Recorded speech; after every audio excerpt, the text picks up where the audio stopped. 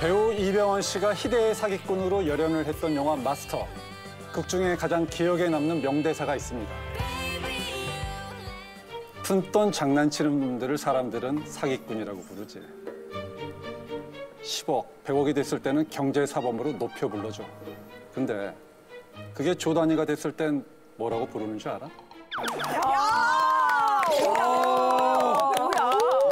연기가 이게 이병헌 씨의 연기는 정말 따라할 수가 없네요. 영화 속의 대사처럼 진짜 조 단위로 사기를 친 사람이 실제로 존재를 한다면 이런 사람을 뭐라고 불러야 될까요? 글쎄, 그냥 단순히 사기꾼이다 이렇게 부르기는 좀 부족해 보이고요. 네. 교주 정도는 돼야 그래야 이 정도 단위가 나오지 않을까 싶은데요. 네. 결국은 조이팔입니다. 조이팔은 어떤 사람이냐? 2004년도부터 2008년도까지 자그마치 4조 원에 가까운 거의 다단계 사기극 중에 거의 제일 최대 규모다 이렇게 이제 봐도 과언이 아닌데요. 네. 2008년도 말에 홀연히 사라집니다. 중국으로 밀항을 했다고 알려지고 있고요. 그리고는 2011년도에 돌연 또 사망을 해가지고 온 나라를 아주 깜짝 놀라게 만드는 일이 있었는데요. 네. 그러면 돈은 어디 갔을까? 4조나 있었는데 알 수가 없다는 겁니다. 행방이 묘연하다. 네. 그래서 이제 그 이후에도 이 돈을 쫓아서 많은 사람들이 조이팔이 아직도 살아있다 뭐 이런 종류의 많은 제보들이 이제 쏟아졌다고 알려지고 있습니다. 네. 예. 대한민국 국민이라면 절대 잊지 못할 석자, 바로 조이팔. 그도 그럴 것이 피해자가 적게는 3만 명에서 많게는 7만 명으로 추정이 되고요. 피해액만 해도 3조 5천억 원에서 4조 원으로 추정이 되고 있습니다. 그리고 여기에 극단적인 선택을 한 피해자도 무려 30명이나 된다고 하는데요. 자, 과연 어떤 일이었는지 저희가 영상을 보고 이야기 나눠보도록 하겠습니다.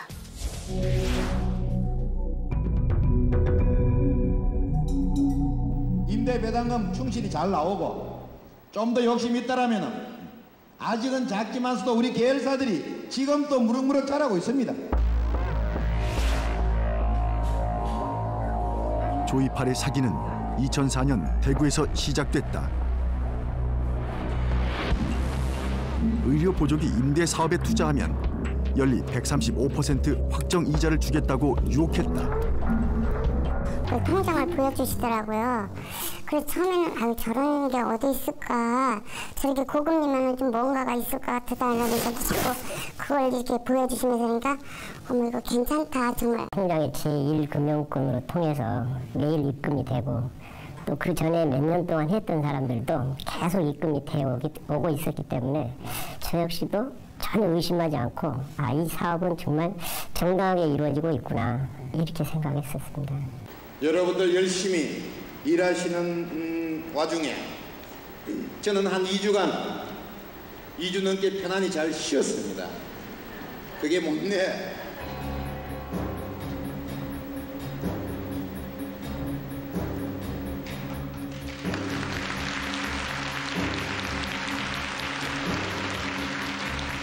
정말 친근한 이미지.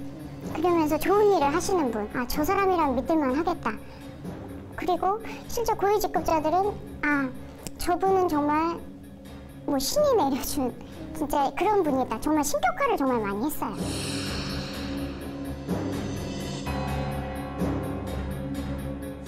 2004년 조이팔은 지인 10여 명의 도움을 받아서 빅마운틴 컴퍼니 주식회사 BMC를 대구시 동구에 설립을 합니다.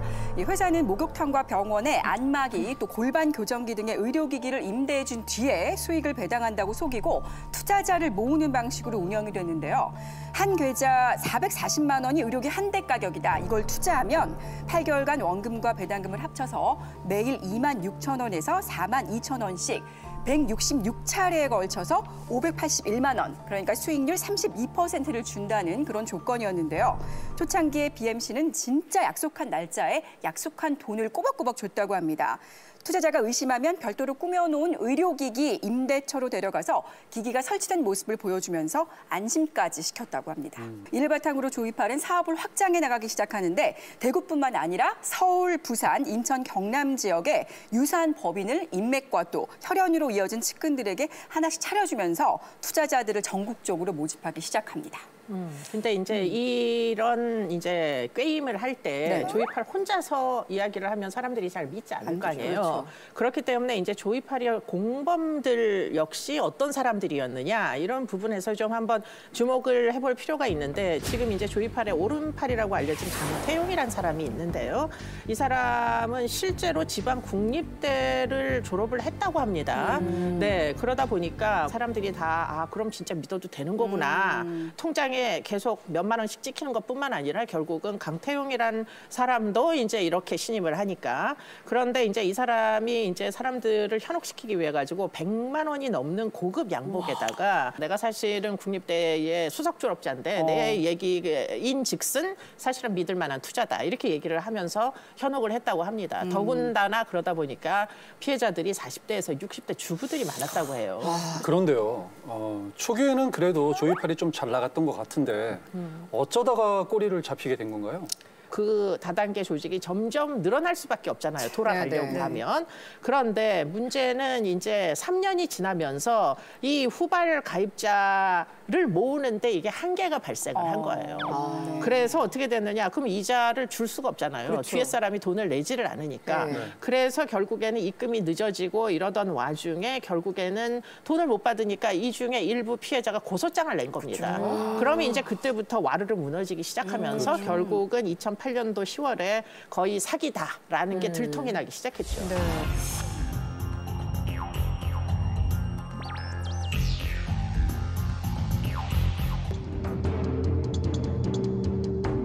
(2008년) 여름 마지막 불꽃놀이가 시작된다. 투자 원금과 이익금을 다시 전부 쏟아붓는 이른바 몰빵 투자를 유도한다. 부장, 국장 급여 정도라도 여러분들한테 평생 붙지 않았던 연금처럼 주어진다라면 뭐 그 이상 바랄 거 있습니까? 없죠. 여러분들을 위해서 내가 무슨 일이든지 해서 여러분들 노후를 책임지겠다는 그런 식으로 하니까 모든 분들이 거기에 저도 퇴직금까지 담보해서 대출을 내서 넣고 카드론까지. 더 이상 투자 금액을 받지 않겠다는 거는 이 기회를 투자 안 하면 안 되겠다는 심리를 이용한 것 같습니다. 그래서 많은 사람들이 투자를 안 받는다는 그 말에 그냥 더 투자하게 되는. 2008년 10월 31일 조이팔 일당은 마침내 돈을 챙겨 잠적한다.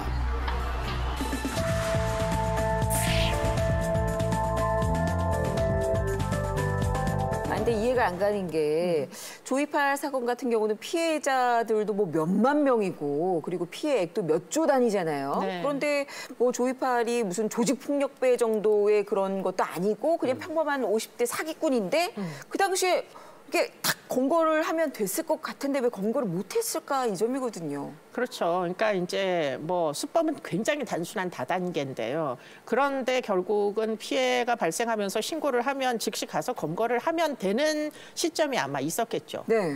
그런데 왜 그러면 검거를 빨리 안 했느냐? 경찰과 검찰이 이들을 도와줬다고 합니다. 그게 이제 제일 큰 문제였는데요. 뭐 결국에는 조이팔 일당과 수사 정보를 교환했던 이제 경찰도 있었고, 그리고는 심지어 경찰 중에는 조이팔 업자에 실제로 자기가 투자를 한 사람도 있었다고 해요.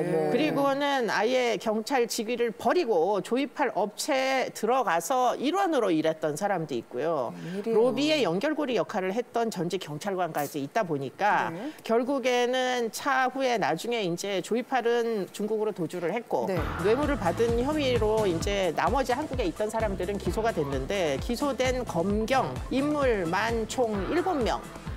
그리고는 이 뇌물 액수가 35억이나 됐었다고 합니다. 그러니까 정말 돈 아끼지 않고 이런 사람들에게 수사기관에 있는 사람들에게 마구 돈을 써가면서 수사 정보를 빼냈던 거죠. 네. 지금 말씀하신 것처럼 2008년 12월 9일 충남 태안의 마건포항에서 그 조이팔이 어선을 타고 밀항을 했다고 밝혀졌는데 과연 그렇다면 그때 우리 회경은 뭘 하고 있었을까요? 취재진은 조이팔을 밀항시킨 밀항선 선주를 남해안의 한 섬에서 어렵게 만났다. 조이팔 일당에게서 처음 밀항 의뢰를 받은 것은 2008년 11월. 중심에 가서 혜경이가 전화를 해서 자, 너가 나보고 밀양을 시켜주라는데 잡아주라. 응? 나 간장이 싫다. 이때는 이미 조이팔 일당에 대해 전국에 수배가 내려진 상태였다.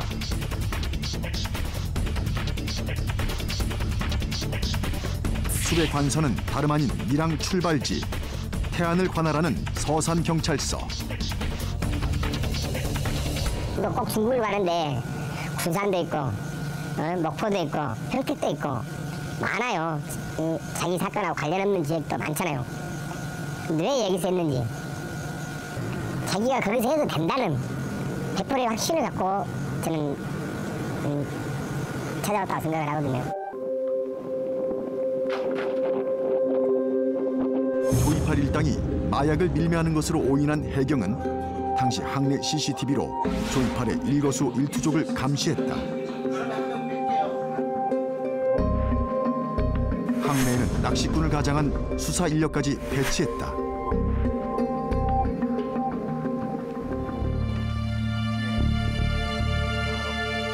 날씨 사정 등으로 2번은 실패하고 3번째 밀양을 같은 곳에서 또 시도한다.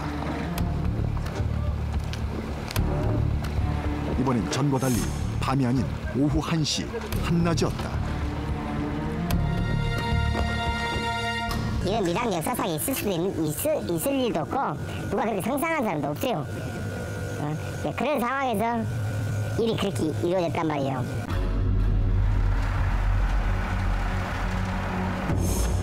2008년 12월 9일 오후 1시 조이팔은 측근을 대동하고 유유히 마검포항을 출항한다. 그러나 해경은 움직이지 않았다.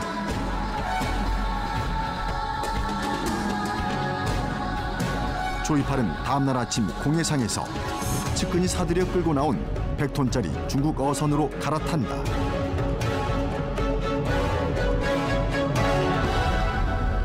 한 몇 초 사이에 5초도 안 됐을 거예요. 가방 땡겨 바로 넘어가보더라고. 그 배를 밀어불고는 만세 불러보더라고. 양쪽에서 다 불도 만들었는데 선장하고 나는 멍 쩍쩍. 이게 뭐가 잘못됐구나. 그러나 이때도 해경은 체포하지 않았다. 전화 한 통 하나 여보 조이팔 잡을 수 있었어요. 잡을 수 있을 거니까 나는 100% 안 울었어요. 왜? 옆에 김기정이 있었거든요. 김기정 특징을 했었어요. 한쪽도 아니고 엄마가 근무했는데.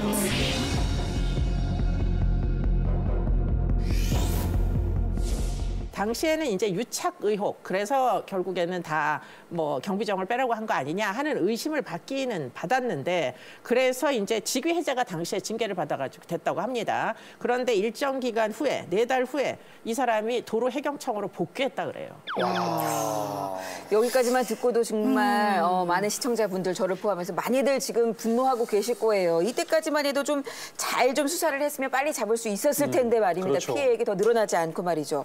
자, 사실 피해자들 역시 중국과 공조를 해서 수사가 잘 이루어질 것이다라고 희망의 끈을 이때까지만 해도 놓지 않았다고 합니다. 하지만 1년이 지나고 2년이 지나고 3년이 지난 후에야 비로소 조이팔과 관련된 소식이 들어왔다고 하는데요. 저희가 영상 보고 이야기 계속 나눠보겠습니다.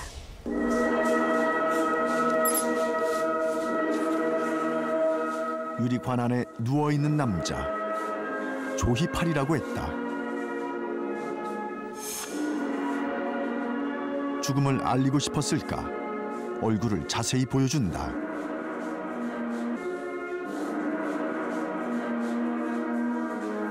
한 남자가 촬영을 지시하는 모습까지 담긴 이 영상은 조이팔 유족이 경찰에 제출한 것이다.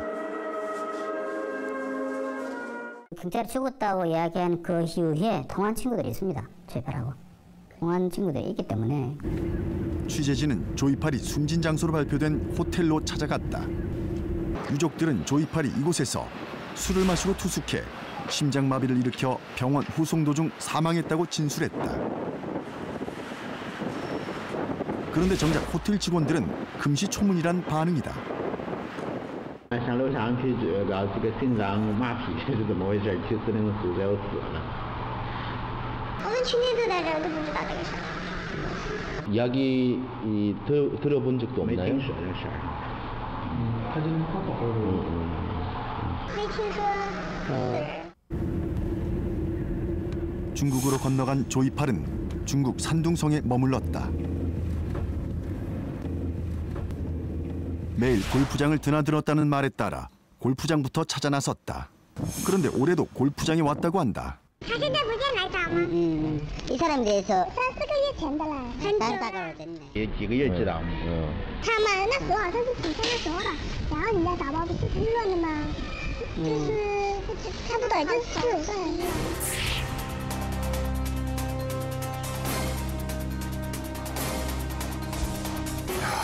이건 뭐 예.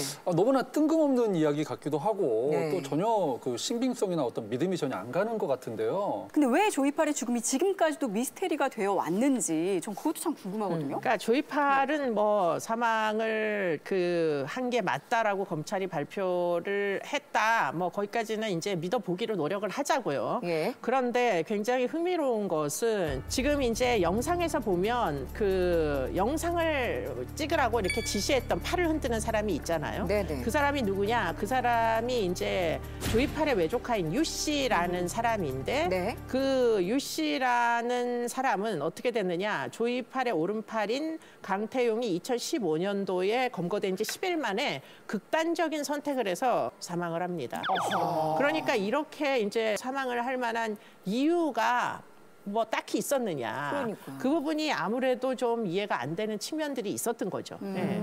그러니까 제가 알기로도요. 조이팔 외조카 유 씨가 조이팔의 생사 유무를 밝혀줄 유일한 그런 핵심 인물이라고 제가 알고 있는데 사실 조이팔 사기 피해자 녹취록을 압수를 했습니다. 그런데 이 녹취록에서 보면 유 씨하고 그의 측근과의 통화 내용이 이제 녹음이 되어 있었었는데요. 이런 내용이었다고 합니다.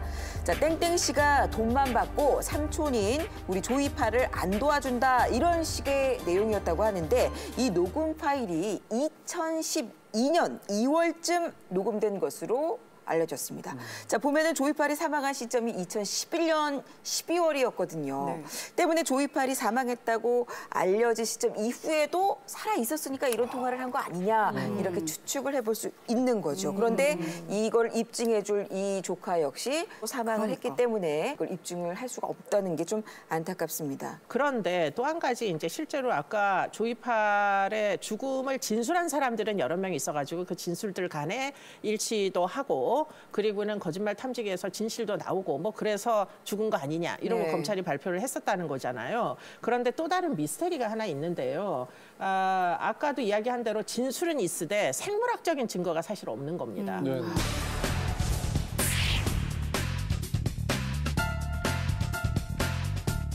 화장을 하는 와중에 일부 이제 뼈 조각을 가족들이 가지고 있던 게 있었는데 그러면 그것이 만약에 조이팔 것이면 이거는 사망의 증거가 되잖아요. 네. 그렇죠. 예. 그래가지고는 그 뼈 조각을 뒤늦게 국과수에다가 이게 조이팔 것이 맞느냐 이렇게 의뢰를 했다고 해요. 그런데 흥미로운 것은 감식 불가능이다 이렇게 나왔다고 합니다. 동물병가? 그런데 이제 감식 불가능이 나올 수가 없는 것은 아닌 게 화장을 하게 되면 이제 조직이 변합니다. DNA 구조가 망가질 수 있어요. 그런데 이제 그것이 그야말로 화장을 충분히 하고 난 다음에 나온 것인지 아니면 밑도 끝도 없이 그야말로 감식 불가능한 어떤 다른 뼈 조각이 이제 화장 끝에 등장했는지 그것까지는 지금 현재로서는 알 수가 없습니다. 네. 그래서 저희가 소문의 진상을 파헤쳐보는 그런 시간을 가져보도록 하겠습니다. 코너 속의 코너, 루머의 루머 시간입니다. 다 같이 해볼까요? 시작. 루머의 루머 시간입니다. 우리 교수님께서 지금 헛웃음을 웃고 계신데 정말 저희가 어떤 루머들을 갖고 왔는지 한번 이게 정말 진실인지 아닌지를 좀 판단을 해주시기 바랍니다. 첫 번째 루머 한번 말씀을 드려볼게요. 중국에서는 사망을 하면 반드시 사망신고서에 중국 공안에 도장이 찍힌다고 하는데요. 조이팔 유족이 제출한 사망신고서에는 중국 공안에 도장이 찍혀 있지 않았다고 합니다. 이게 정말 사실입니까?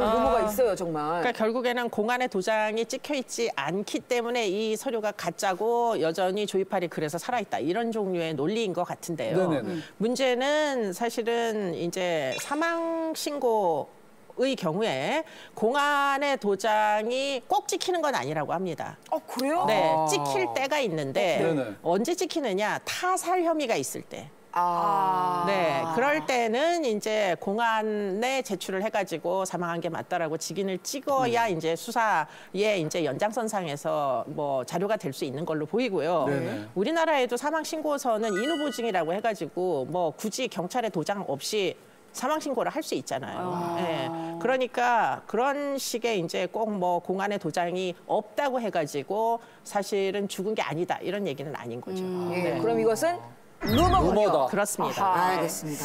자, 두 번째 루머입니다. 조이팔 밀항을 도왔던 측근의 증언에 따르면 조이팔이 성형수술과 지문 성형까지 했다고 증언을 했습니다. 이거 사실일까요?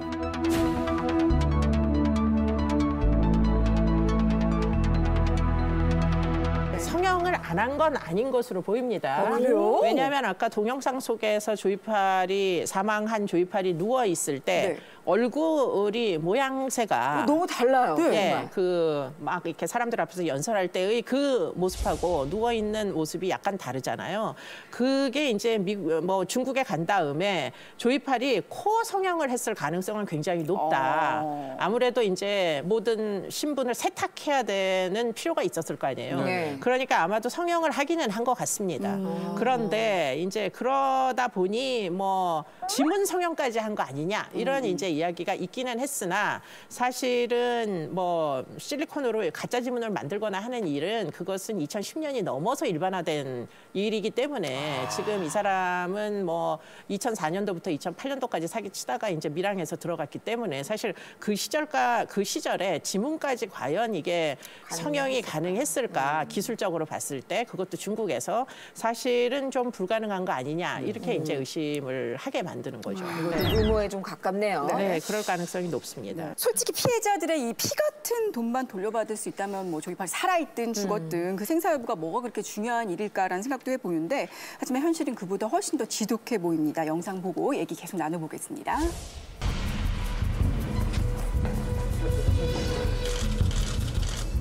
마스크로 눈을 가린 이 남자, 바로 조이팔의 아들이다.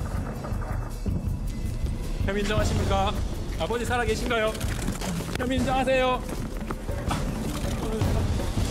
그는 지난 2011년 아버지 조이팔을 중국에서 만나 위안화로 12억 원을 받아 숨겨둔 혐의로 구속됐다.